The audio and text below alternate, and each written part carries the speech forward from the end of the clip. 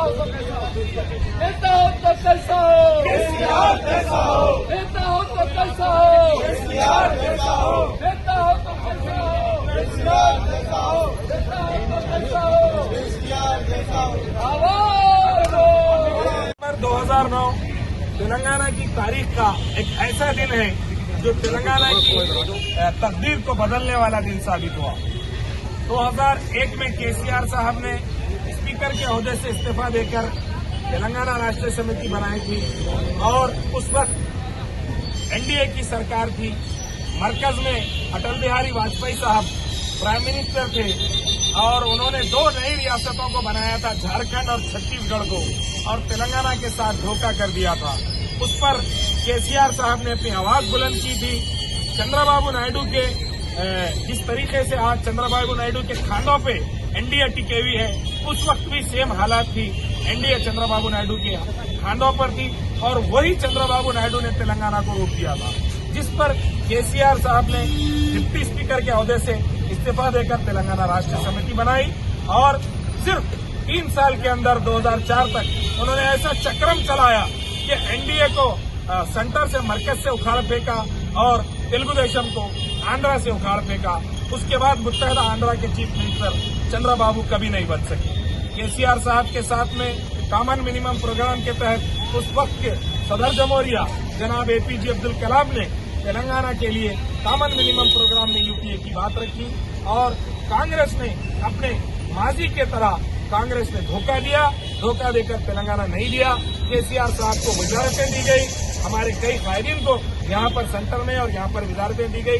सिर्फ 2 साल केसीआर साहब ने इंतजार देखा। 2006 में केसीआर साहब ने वजारतों से भी इस्तीफा दिया, एमपी के ओहदों से भी इस्तीफा दिया और तेलंगाना की आवाज को बुलंद की और 2006 से 9 तक मुसलसिल जिद्दोजहद करते रहे। आहनी पंजे से तेलंगाना तहरीक को कुचलने की कोशिश की गई। आंध्राई कायदीन, बीजेपी, कांग्रेस सब एकजुट हो गए, सब मिलकर ये चाहते थे कि तेलंगाना ना बने। 2009 के इलेक्शन में टीआरएस को करारी शिकस्त देकर वो ये समझ रहे थे कि अब टीआरएस पार्टी खत्म हो जाएगी, लेकिन केसीआर साहब ने इलेक्शन के फौरी बाद एक ऐलान किया, केसीआर सच्चड़ू तेलंगाना बच्चड़ू, और अपनी आमरण निरहर दीक्षा शुरू करने का ऐलान किया। 25 नवंबर को वो दीक्षा के लिए 2009 को करीमनगर के अलगनूर से रवाना हुए थे। अलगनूर चौरस्ते पे उन्हें गिरफ्तार किया गया और सिद्दीपेट जाने नहीं दिया गया। उनको जब अरेस्ट करके जेल मुंतकिल किया गया तो केसीआर साहब ने जेल में ही अपनी दीक्षा जारी रखी। उन्हें वहां से जब उनकी तबीयत खराब हुई तो उन्हें उठा करके जो है निम्स लाया गया। वो 29 नवंबर से 9 दिसंबर तक मुसलसिल दीक्षा करते रहे। तेलंगाना अगर बना है तो सिर्फ और सिर्फ केसीआर साहब की कुर्बानी, उनकी अज़्म मुसम्मम, उनकी जिद्दोजहद और उनकी जो है तेलंगाना के खित्ते से, तेलंगाना के 4 करोड़ आवाम से मोहब्बत का जो जज्बा था उसी वजह से हासिल हुआ। हम पिछले 16 साल से खासतौर पर चारमीनार पर हर साल जमा होते हैं। जब केसीआर साहब दीक्षा में बैठे थे 29 नवंबर के बाद, हम बराबर 3 दिसंबर को मुझे याद है हम बाखरी साहब की क़यादत में यहाँ जमा हुए थे और जंजीरी भूख हड़ताल की थी। तेलंगाना के 4 करोड़ आवाम मुत्तहिद होकर सिर्फ एक ही बात बोल रहे थे, केसीआर साहब आप दीक्षा में हैं, आप आगे बढ़िए, हम आपके साथ हैं।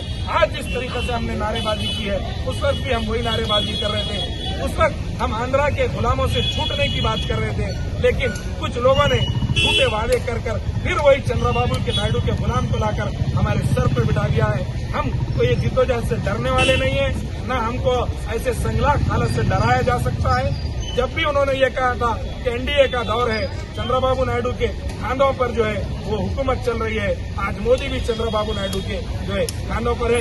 केसीआर साहब फ्री है, अगले 3 साल में ऐसा चक्रम चलाएंगे कि मरकज भी तब्दील हो जाएगी और यहाँ पर भी तब्दील हो जाएगा।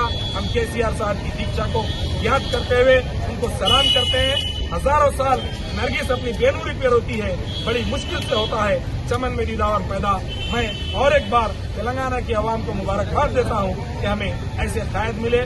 जोहार तेलंगाना विद्यार्थी अमरवीरुలకు, जोहार श्रीकांताचारी को, केसीआर साहब जिंदाबाद, केसीआर साहब पाइंदाबाद।